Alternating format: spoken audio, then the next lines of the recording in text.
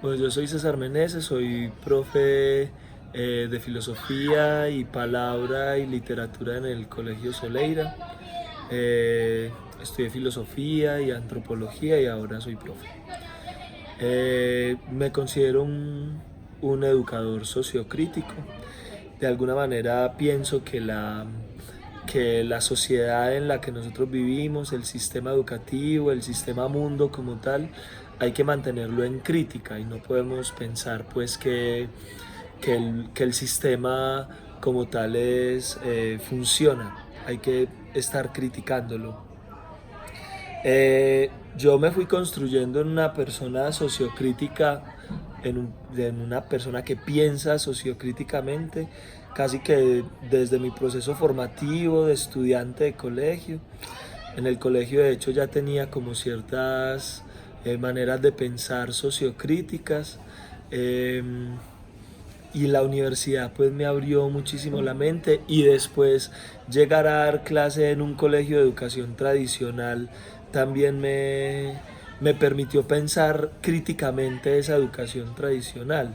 Ahora que trabajo en el Soleira, puedo pensar con mayor libertad de la manera pues como pienso. Yo participo en el Colegio Soleira desde los grados de primero de primaria hasta undécimo, pero como profe pues titular de octavo a undécimo, pero de primero a séptimo acompaño en los procesos de iniciación filosófica temprana, nosotros le llamamos filosofía para niños.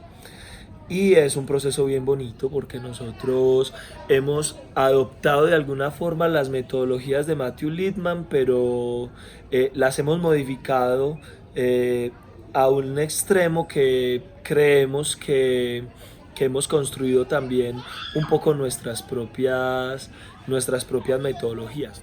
Bueno, algunos ejemplos de lo que nosotros hacemos. Por ejemplo, en los cursos de filosofía con décimo a principio de este año, hicimos un ejercicio ritual para poder entrar y habitar el Partenón.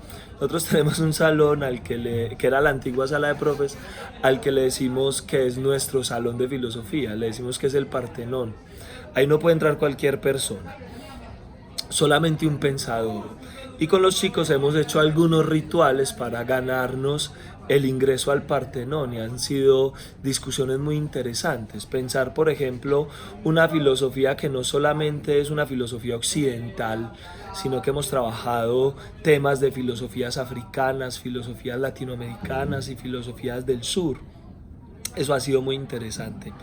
Hace unos días, por ejemplo, estuvimos trabajando un texto de Boaventura Sousa que se llama Más allá de la línea abismal. En ese texto, para ese texto aprendimos a hacer un seminario alemán en el que los chicos intervenían de manera libre, tuvieron unos días de entrenamiento pues con otros textos y entrenamos con dos textos muy bonitos que trajo una colega de la Minga de los pueblos en el Cauca. Entonces debatimos sobre el problema del territorio, quién es el dueño del territorio y cuál es el problema de la legalidad en torno al territorio pues en el Cauca. Y fueron debates muy interesantes, muy intensos también, porque los chicos tienen posturas muy libres y muy dispares en torno a eso. Pero esos fueron los entrenamientos para el ejercicio de Más allá de la línea abismal.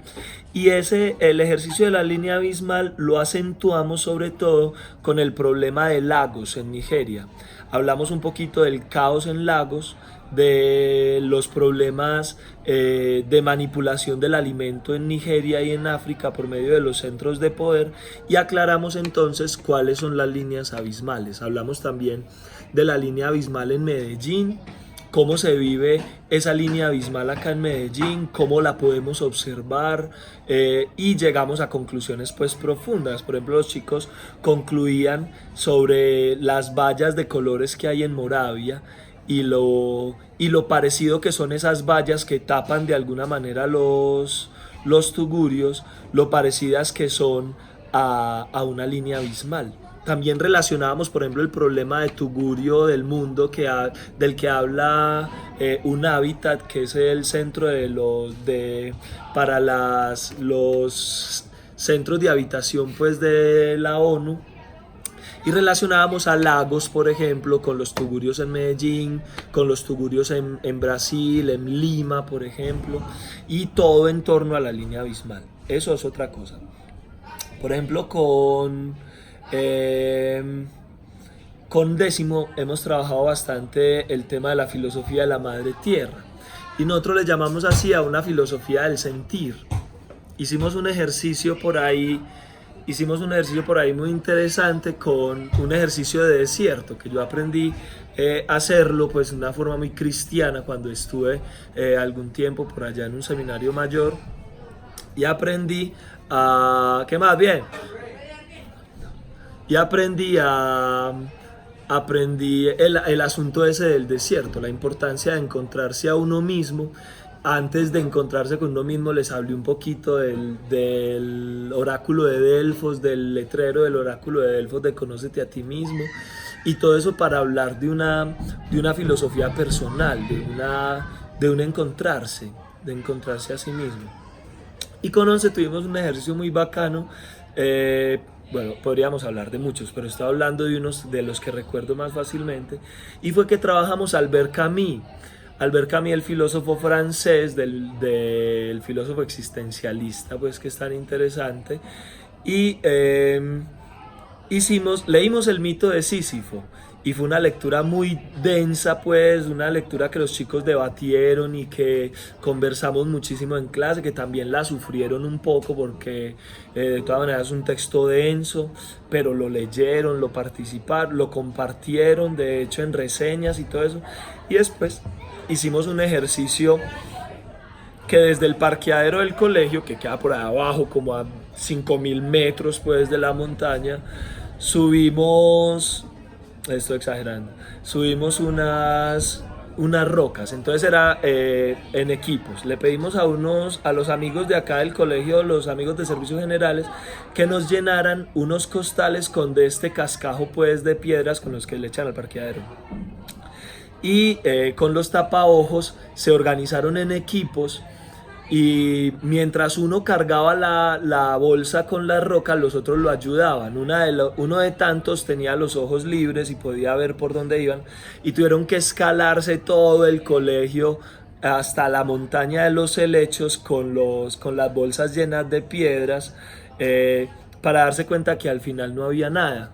Al final lo único que había que hacer era bajar otra vez las rocas, y si era necesario volver a empezar, pues que es en eso en lo que redunda el mito de Sísifo, ese hombre al que le toca subir toda la vida la misma roca, y que hace referencia básicamente a nuestra existencia, que es una existencia tan vacía y tan repetida, y que de alguna manera nosotros no nos cuestionamos porque tenemos los ojos tapados. No nos cuestionamos, por ejemplo, de que nuestra existencia es repetida, que obedece a los requerimientos del sistema capitalista, que de alguna manera le obedecemos como cyborgs, robots reprogramados a ese sistema mundo que nos tiene pues así casi que mancillados y atados. Y el último ejercicio del que quiero hacer referencia es el ejercicio de la sociedad líquida, la modernidad líquida. Trabajamos el ejercicio de la modernidad líquida con los chicos de Décimo. Y también por medio del seminario alemán, los chicos leyeron un fragmento largo del libro de Bauman, sobre todo el prólogo y uno de los primeros capítulos, y después lo debatimos en clase. Y eso nos permitió poner en crítica, por ejemplo, la vida en el centro comercial. Ese fue un ejercicio muy interesante.